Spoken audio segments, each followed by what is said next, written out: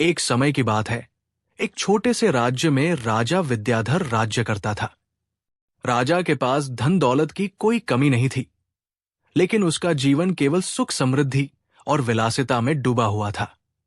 राजा विद्याधर के दरबार में हमेशा नाच गाने और रंगीन महफिलें सजी रहती थी।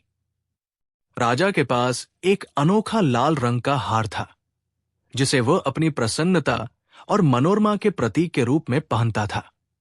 हर रात राजा अपने दरबार में अपनी प्रजा के लिए बड़ी बड़ी दावतें और उत्सव आयोजित करता, जिनमें पूरी रात नाच गाने होते और शराब बहती। लेकिन एक रात कुछ अलग ही होने वाला था। राजा विद्याधर ने अपनी महफिल में एक नई नर्तकी सुंदरी का नृत्य देखने का विचार किया।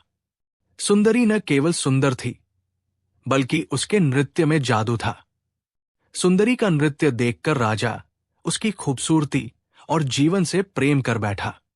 सुंदरी भी राजा के ऐश्वर्य और कमल जैसे मुखमंडल पर मोहित हो गई, लेकिन उसने एक शर्त रखी।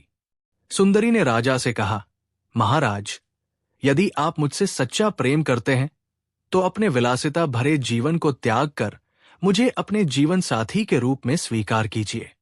राजा पहले तो चौंक गया, क्योंकि उसने कभी भी अपने सुख समृद्धि और विलासिता भरे जीवन को त्यागने का विचार भी नहीं किया था।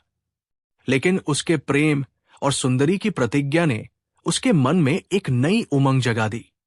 राजा ने अपने विलासी जीवन को त्याग कर एक सादगी और संतुलित जीवन जीने का निर्णय लिया। अंत में राजा विद्याधर और सुंदरी का प्रेम विवाह के रूप में संपन्न हुआ। राजा ने अपने राज्य को नई ऊर्जा और दिशा दी। उसने अपनी प्रजा के साथ मिलकर राज्य को समृद्ध और खुशहाल बना दिया। आखिर में राजा विद्याधर को यह समझ आया कि सच्चा सुख न तो धन दौलत में है और न ही विलासिता में, बल्कि प्रेम और समर्पण में है।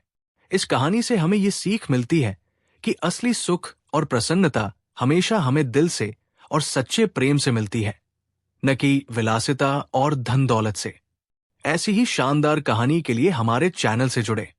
वीडियो को लाइक और चैनल को सब्सक्राइब करें।